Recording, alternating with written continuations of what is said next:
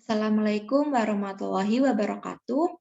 Perkenalkan, saya Elmira bin Azarina dengan NIM 210-222-627-601 dari Offering Base 19 akan mempresentasikan bab 13 yang berjudul Islam, Perempuan, dan Feminisme.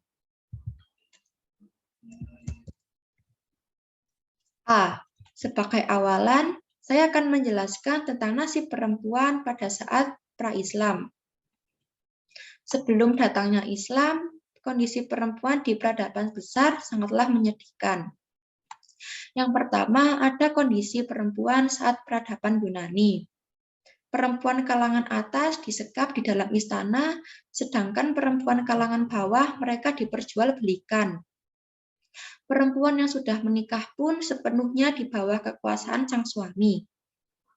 Yang kedua, ada kondisi perempuan saat peradaban Romawi.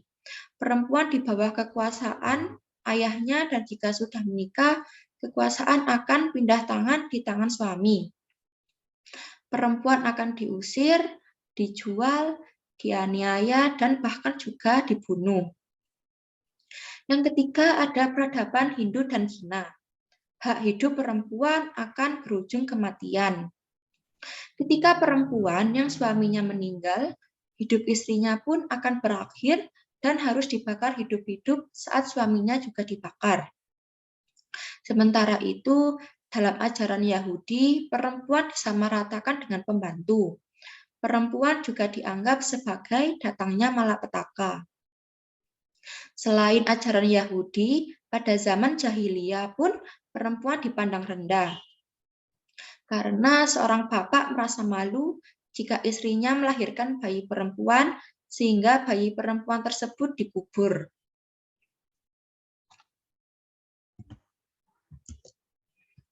B. Ada konsep Islam tentang perempuan. Pemuliaan Islam terhadap perempuan. Kehadiran Islam perempuan dibebaskan dari perlakuan tidak manusiawi yang dilakukan saat peradaban besar. Islam memandang perempuan sebagai makhluk yang mulia dan terhormat, dan juga yang memiliki hak dan kewajiban. Terdapat kesamaan dan perbedaan antara perempuan dan laki-laki.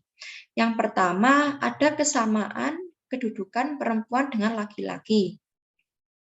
Keduanya memiliki potensi sebagai khalifah Allah, mengerjakan amal soleh seperti berbuat kebaikan, mencegah kemungkaran, dan juga berakhlak mulia agar masuk surga.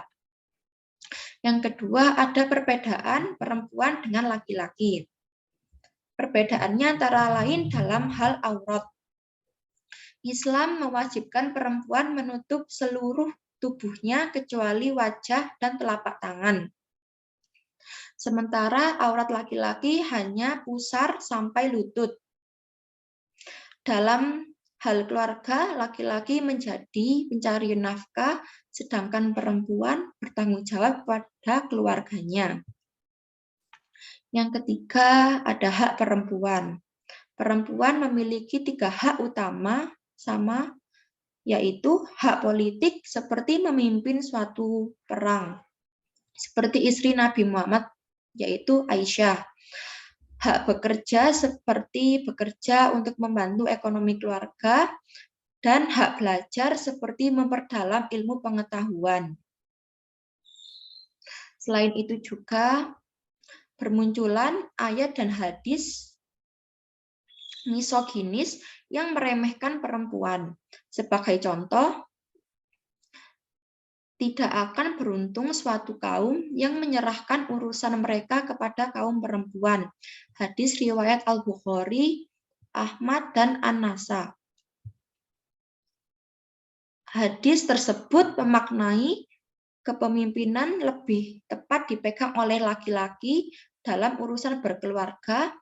Saat menentukan ayat hadis seperti itu, kita harus berhati-hati dan jangan menyikapinya dengan salah.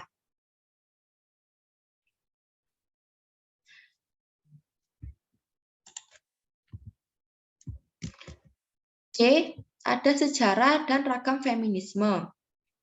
Tujuan gerakan feminisme adalah untuk memperjuangkan keadilan kepada perempuan agar sama rata dengan laki-laki. Yang pertama, saya akan menjelaskan tentang sejarah singkat feminisme. Feminisme diperkenalkan pertama kali oleh aktivis sosialis utopis Charles Fourier pada tahun 1837 di Eropa. Yang kedua, ragam feminisme. Banyak perbedaan pendapat seperti yang pertama, feminisme liberal, yaitu menuntut agar perempuan diberikan kesempatan yang sama dengan laki-laki. Yang kedua, feminisme Marxis, yaitu berpendapat bahwa sumber ketidakadilan perempuan adalah perempuan hanya bekerja di rumah yang tidak bisa menghasilkan uang. Yang ketiga, ada feminisme radikal, yaitu berpendapat bahwa ketidakadilan terjadi karena fisik perempuan yang lemah di hadapan laki-laki.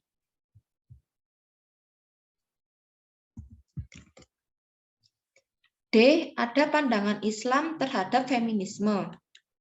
Menurut pandangan Islam, hak antara laki-laki dan perempuan tidaklah sama.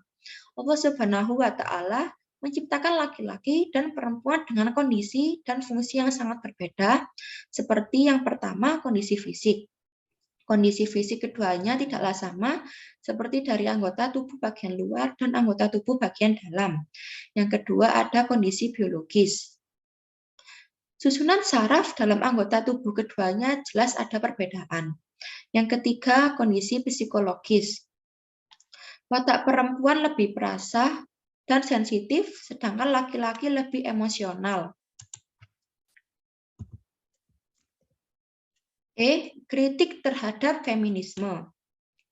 Dengan adanya feminisme, pasti ada sisi positif dan negatif dari adanya gerakan tersebut. Sisi positifnya antara lain, perempuan bisa bekerja ke segala bidang pekerjaan dan undang-undang di berbagai negara pun lebih mendukung perempuan. Untuk sisi negatif, banyak anak kecil yang kurang kasih sayang dari ibunya karena bekerja, dan juga terjadi banyaknya kasus perceraian. Dapat ditarik kesimpulan, umat Islam perlu mengambil sisi positif atas munculnya feminisme. Dengan kehadiran Islam, perempuan dijadikan sebagai makhluk Allah Subhanahu wa Ta'ala yang paling mulia dan juga paling dihormati.